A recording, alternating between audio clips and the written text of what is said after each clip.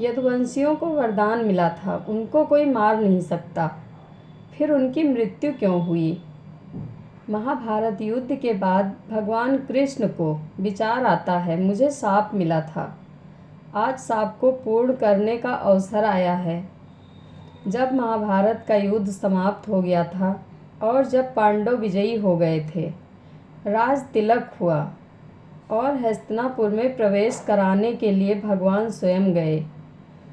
भगवान कृष्ण ने पांडवों से कहा, देखो हम जीत तो गए हैं, लेकिन कौरवों के माता पिता धृतराष्ट्र और गांधारी अब अकेले हैं। सारा महल सुनसान हो चुका है, हम वहां चलकर उनको प्रणाम करें। पांडवों को लेकर भगवान हस्तिनापुर पहुँचे। महल जिसमें आदमी ही आदमी होते थे, सेवक सेविकाएं होती थी, किसी माता पिता के 100 बच्चे हों, क्या आनंद रहा होगा। सारा हस्तिनापुर सुनसान, सब लोग मारे गए युद्ध में, केवल विधवाओं की चित्कार सुनाई दे रही थी। बच्चे किलकारी मार रहे थे, याद कर रहे थे अपने लोगों को। भगवान जैसे ही पहुँचे, धृतराष्ट्र पूछ रहा था, कहाँ है पांडव?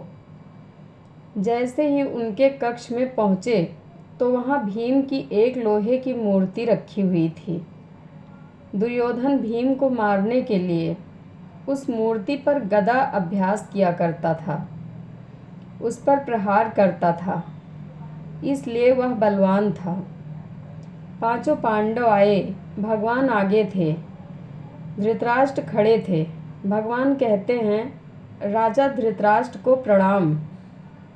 युधिष्ठिर जैसे ही धृतराष्ट्र को प्रणाम करते हैं, धृतराष्ट्र कहता है, भीम कहाँ है, भीम कहाँ है? मुझे भीम को अपनी बाहों में भरना है, हृदय से लगाना है। भीम बावरा था, एकदम दौड़ा। भगवान ने भीम को रोका और लोहे की प्रतिमा की ओर कर दिया, और जैसे ही लोहे की प्रतिमा धृतराष्ट्र की बाहों में आई, उसने मूर्ति को इतनी जोर से दबाया कि वह चकनाचूर हो गई। पांडव घबरा गए, कांपने लगे।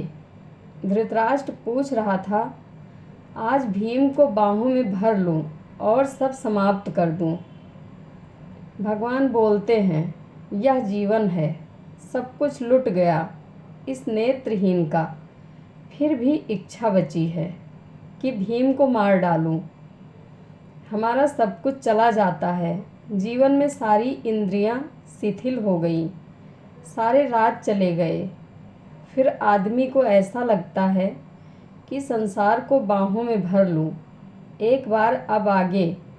कृष्ण जी ने गांधारी के पैर को स्पर्श किया। गांधारी बोली, दूर हटो, तुम्हारे कारण आज मेरा वंश समाप्त हो गया है। कृष्ण, मैं तुमसे बहुत क्रोधित हूँ, मैं तुम्हें शाप देना चाहती हूँ। मैं जानती हूँ तुम्हारी प्रतिभा और प्रभाव को, तुम चाहते तो यह युद्ध रोक सकते थे। यह युद्ध तुमने करवाया, मेरे बेटों ने नहीं लड़ा, तुमने लड़वाया है। तुमने मेरा वंश नाश कर दिया।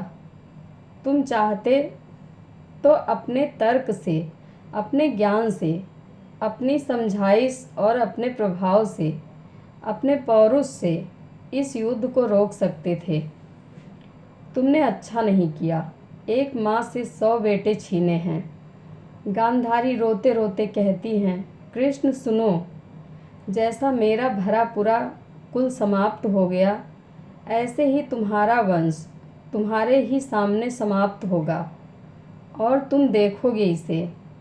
इसके बाद गांधारी यही नहीं रुकती, बड़े क्रोध और आवेश में बोलती हैं कि आज हम दोनों कितने अकेले हो गए। देखो, इस महल में कोई नहीं है।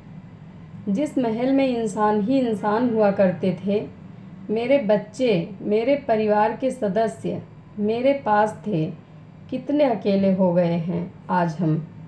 तुम्हारे जीवन का जब अंतकाल आएगा, तुम संसार में सबसे अकेले पड़ जाओगे। तुम्हें मरता हुआ कोई देख भी नहीं पाएगा। जो साप है तुमको, भगवान तो भगवान हैं। प्रणाम किया और कहते हैं, माँ गांधारी, मुझे आपसे इसी आशीर्वाद की प्रतीक्षा थी। मैं आपके साप को ग्रहण करता हूँ मस्तक पर। आपका शुभ हो, आपने बड़ी दया की है। कृष्ण पलटे तब तक गांधारी को ग्लानि हुई।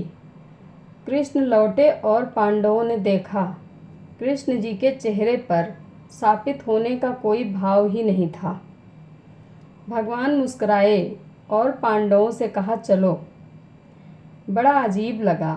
भगवान अर्जुन के कंधे पर हाथ रखकर कहते हैं, अर्जुन, लीला तो देखो। मेरे यदुवंश को यह वरदान था कि उन्हें कोई दूसरा नहीं मार सकेगा। मरेंगे तो आपस में ही मरेंगे। देखो, इस वृद्धा ने शाप दे दिया तो यह व्यवस्था भी हो गई। अब आगे भगवान ने कहा, अर्जुन, मेरी मृत्यु के लिए जो कुछ भी उसने कहा है मुझे स्वीकार है। कोई तो माध्यम होगा। और भगवान मुस्कुराते हुए पांडवों से कहते हैं, चलो आज वही भगवान अपने दाएं पैर को बाएं पैर पर रखकर अपनी गर्दन को वृक्ष से टिकाकर बैठे प्रतीक्षा कर रहे थे अपनी मृत्यु की, जिसने मृत्यु का इतना बड़ा महायज्ञ किया था। महाभारत वह ऋषि देखते ही देखते इस संसार से चला गया। यूं चले जाएंगे ऐसा भरोसा नहीं था। एक महान अभियान का महानायक यूं छोड़कर चला गया। कृष्ण एक बात कहा करते थे कि जब मैं संसार से जाऊं तो कोई रोना मत। कृष्ण को रोना पसंद नहीं। कृष्ण कहते हैं, रुदन मत करिए, आंसू बड़ी कीमती चीज़ है। मुझे आंसू का अभिषेक तो अच्छा लगता है, पर रोना हो तो मेरे लिए रो, मुझे पाने के लिए रो, मेरी देह पर मत रो। यह निष्प्राण देह पर भगवान ने कहा था कि मेरे अंतिम समय में रोना मत, क्योंकि कृष्ण का एक सिद्धांत था, मैं जीवन भर खुश रहा हूँ और मैंने जीवन भर लोगों को खुश रखा है, इसलिए रोना मत, दुखी मत होना।